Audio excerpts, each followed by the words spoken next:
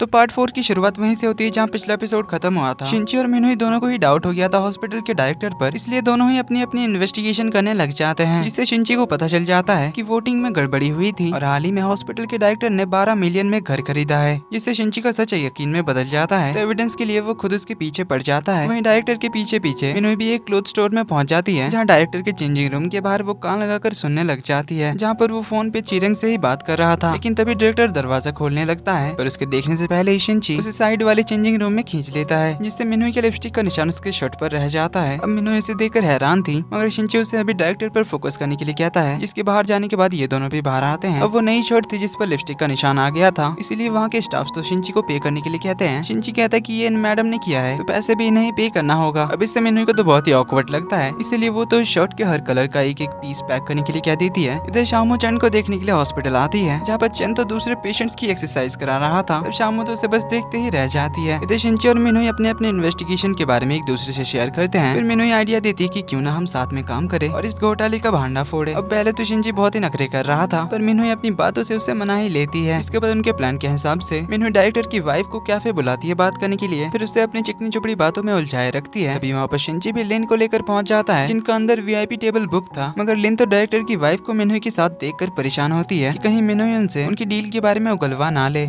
पर थोड़ी देर बाद मिनोई और शिंची दोनों ही बहाना करके बाहर जाते हैं। लिन डायरेक्टर की वाइफ को कॉल करके बताती है कि वो मिनोई बहुत ही चालाक है, आप उसकी बातों पर मत आना और डायरेक्टर के साथ हमारी डील के बारे में कुछ भी मत बताना। और हम देखते हैं कि उनकी बातें तो ये दोनों बाहर से फोन पर सुन रहे थे, क्योंकि मिनोई ने टेबल के नीचे अपने फोन को चिपका दिया था और यही प्रूफ होने चाहिए था। अब उनकी बातें सुनते हुए ये दोनों काफी क्लोज आ जाते हैं, जिससे थोड़ा ऑकवर्ड होकर दूर आ जाते हैं। अब मिनोई को तो फुल कॉन्फिडेंस था कि उन्हीं के प्रोजेक्ट को एक्सेप्ट करना होगा, मगर शिन कहता है कि एज ए इन्वेस्टर मेरे पास और भी कई सारे प्रोजेक्ट्स हैं, इसीलिए मैं अब तुम्हारे प्रोजेक्ट में ज्यादा टाइम वेस्ट नहीं कर सकता। मिनोई कहती है मुझे मिस्ट प्रोजेक्ट पर बहुत कॉन्फिडेंस है, तो मिस्टर शिन मैं इस बार आपसे रिक्वेस्ट करने नहीं आऊंगी, बल्कि आप खुद ही इस प्रोजेक्ट को अप्रूव करेंगे। क्या कर चली जाती है। इसे चिरंग तो लिन पर बहुत भड़कता है इस प्रोजेक्ट को हाथ से निकालने के लिए, पर लिन को डाउट हो जाता है शिंची और मिनोई के रिलेशनशिप को लेकर। अगले दिन मिनोई की कंपनी को ये प्रोजेक्ट मिल जाता है, जिसकी खुशखबरी शाओमो आकर सभी को बताती है। पर इस बार भी मिनोई को पहले से ही पता था कि शिंची उनकी मिस्ट प्रोजेक्ट को एक्सेप्ट जरूर करेगा, तो शाओमो इस खुशी में सबको पार्टी देती है, जहाँ पर वो शिंची को भी इन्वाइट करती है। उन्होंने तो प्लान बनाया था वो शिंची को बहुत ज्यादा ड्रिंक कराएगी, क्योंकि उसने बिडिंग के दौरान उन्हें काफी परेशान किया था। ये देखकर मिनोई को शिंची की हेल्थ की काफी फिक्र होती है, क्योंकि उसकी भी कोई दिल की बीमारी थी। इसी बीच शाओमो को चंद का कॉल आता है, जो उसे बताता है कि कल उसे हॉस्पिटल से डिस्चार्ज कर दिया जाएगा, तो शाओमो उसे घर तक ड्रॉप कर देगी कहती है। इधर पार्टी में मिनोई तो सभी को शिंची के साथ ड्रिंक करने से रोक लेती है और शिंची की जगह पर वो खुद ही बाकी सबके साथ ड्रिंक करने लग जाती है, पर बहुत ही ज्यादा ड्रिंक करने की वजह से उसके पेट में दर्द होने लगता है, जिससे तो उसे चला भी नहीं जा रहा था। तभी वहाँ पर शिंची आकर कहता है कि मैं तुम्हें इसके लिए थैंक यू नहीं कहूंगा। मिनोई कहती है मैंने इसके बारे में तुमसे पूछा भी नहीं है, पर तुम्हें खुद अपने हेल्थ की फिक्र करनी चाहिए। तो शिंची कहता है कि मेरे हेल्थ की फिक्र करने का नाटक बंद करो, क्या तुम्हें लगता है कि ऐसा करने से मैं तुम्हें माफ कर दूंगा। तो मैंने उसे चिढ़ते हुए कहती कि क्या तुम इस बारे में बात करने से थक नहीं गए, या फिर तुम अभी भी उस पास्ट में ही रहना चाहते हो। शिंची कहता है मैं ना ही उसे कभी भूल सकता हूँ जो तुमने मेरे साथ किया, और ना ही कभी तुम्हें माफ करूंगा। अब ये सब सुनकर मिनोई को बहुत ही बुरा लगता है, वो काफी इमोशनल हो जाती है। तो वो उसे बताती है कि तुम हमेशा कहते रहे कि मैं तुमसे झूठ बोल रही थी, तो मैंने झूठ बोला था लेकिन तुम्हारी जान बचाने के लिए, पर फिर मैंने तुम्हें काफी बार सच्चाई बताने की कोशिश की, लेकिन तुमने एक बार भी मेरी बात नहीं सुनी। तुम जब हॉस्पिटल में थे तब डॉक्टर्स को भी भरोसा नहीं था कि तुम बच भी पाओगे या नहीं। उस वक्त सिर्फ मैं तुम्हारे साथ थी,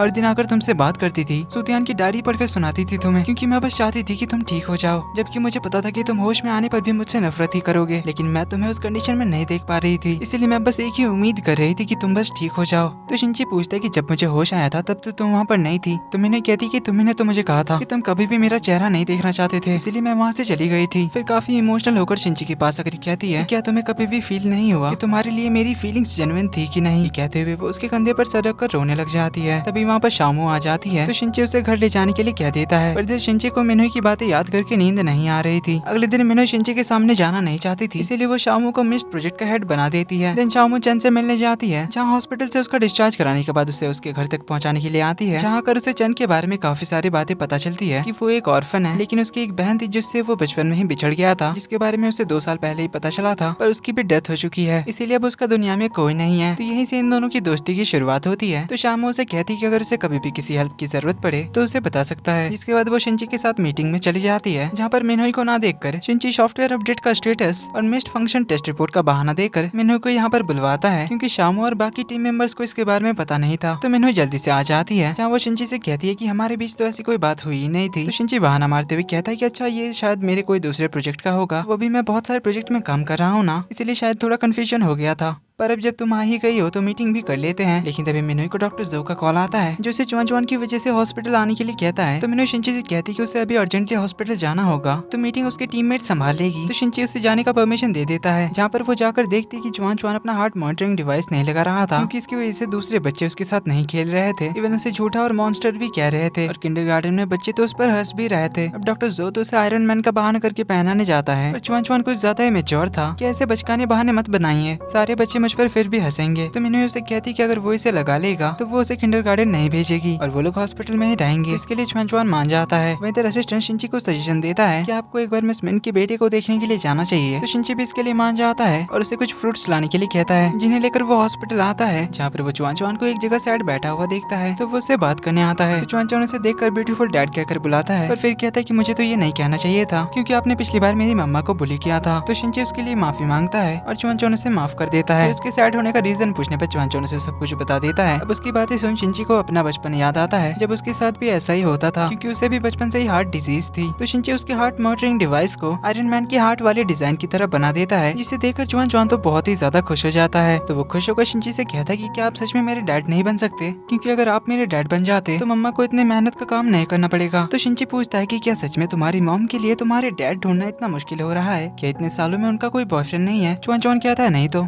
वो कहती है उन्हें सिर्फ मेरी जरूरत है, न किसी दूसरे आदमी की जो उनका ध्यान रख सके। तो शिंची को अभी तक उसका नाम नहीं पता था, इसलिए उसका नाम पूछता है। तो चुआन उसे नाम बताता है कि मेरा नाम मिन चुआन है। तो शिंची पूछता है तुम्हारे नाम में डैड का सरनेम क्यों नहीं है। तो चुआन कहते कि अरे बुद्धू मेरे डैड नहीं है, इसीलिए तो मैं अपने लिए डैड ढूंढ रहा हूँ ना। फिर चुआन बताता है कि वो बिना बताए यहाँ पर आ गया था, सो मॉम उसके लिए परेशान होगी, इसीलिए उसे जाना होगा। तो शिंची उसे मॉम तक छोड़ने के लिए जाता है, जहाँ पर चुआन तो अपने एनर्जी हार्ट के बारे में सभी को बताता है कि मिस्टर ब्यूटीफुल ने मेरे लिए इसे बनाया है और अब सारे बच्चे मेरे साथ जरूर खेलेंगे। तो शिंची उन्हें बाय करके चला जाता है। अब उस एनर्जी हार्ट की वजह से सारे बच्चे तो चुआन के साथ खेलने लग जाते हैं, जो देखकर मिनोई तो बहुत खुश होती है। तो वो इसके लिए शिंची का शुक्रिया अदा करने आती है, जहाँ पर शिंची उसे एक इम्पोर्टेंट बात करने के लिए रोक लेता है। वहीं चंद शामू को अपने घर के नीचे देखकर कुछ ज्यादा एक्साइटेड होकर उससे मिलने के लिए नीचे आ रहा था, पर इस चक्कर में वो सीढ़ियों से गिर जाता है। तो शामू फिर से उसकी मरम पट्टी कर देती है, जिस दौरान दोनों क्लोज आते हैं, जिससे दोनों के ही दिल में घंटी बजती है, पर इससे दोनों ही थोड़ा ऑकवर्ड हो जाते हैं। वहीं तो शिंची तो उनके पास्ट की बातें सभी भुला देता है, क्योंकि उसे कल रात की मिनोई की बातों से सब कुछ समझ आ गया था। फिर भी मिनोई उसे सॉरी कहती है, जिसे शिंची एक्सेप्ट कर लेता है और एज ए बिजनेस पार्टनर उनकी नई शुरुआत करता है, जिससे दोनों ही खुश होते हैं। इधर हॉस्पिटल में एक बैलेट डांसर आती है अपना चेकअप कराने के लिए, जिसे पहली नजर में डॉक्टर जो पसंद आ जाता है। इधर शिंची चुआन के लिए एक आयरन हेड मंगाता है, जिसे वो चुआन को देने के लिए उसके किंडरगार्टन जाता है, जिसे पहनकर चुआन तो बहुत ही ज्यादा खुश हो जाता है। इधर ऑफिस में मिनोई अपने प्रोजेक्ट पर काम कर रही थी, तभी उसे हॉस्पिटल से कॉल आता है, तो वो भागते हुए इमरजेंसी डिपार्टमेंट में पहुंच जाती है, जहाँ पर शिंची पहले से ही था। तो मिनोई उससे आकर चुआन के बारे में पूछने लग जाती है। शिंची बताता है कि वो आईसीयू में है। तभी असिस्टेंट इमरजेंसी वार्ड से भागता हुआ बाहर आता है, जो मिनोई से आकर कहता है चुआन को अभी ओ पॉजिटिव ब्लड की जरूरत है, इसका सप्लाई अभी हॉस्पिटल में नहीं है। तो शिंची मिनोई से उसका ब्लड ग्रुप पूछता है। मिनोई बताती है कि ए पॉजिटिव। तो शिंची कहता है कि मेरा ओ पॉजिटिव है, तो मैं अपना ब्लड डोनेट कर देता हूँ, मगर मिनोई से रोकने लग जाती है। तो शिंची उसका रीजन पूछने लग जाता है कि आखिर मैं क्यों ब्लड नहीं डोनेट कर सकता, पर मिनोई उसे रीजन नहीं बता रही थी। तो शिंची कहता है कि चुआन के जान का सवाल है, इसीलिए वो अंदर जाने लगता है। तो मिनोई उसे रोक कर बता देती है कि डायरेक्ट रिलेटिव्स अपना खून नहीं दे सकते, वरना बच्चे की जान को खतरा हो सकता है। अब ये सुन शिंची तो शॉक्ड होता है, क्योंकि डायरेक्ट रिलेटिव यानी कि मॉम और डैड होते हैं। इसी के साथ एपिसोड नंबर 4 और 5 का एंड यहीं पर होता है। तो ये वीडियो पसंद आए तो वीडियो को लाइक कर देना, चैनल पर पहली बार आए तो do subscribe and hit the bell icon. तो कहानी काफी इंटरेस्टिंग होने वाली है, तो मिलते हैं अगले एपिसोड में। Take care and bye bye.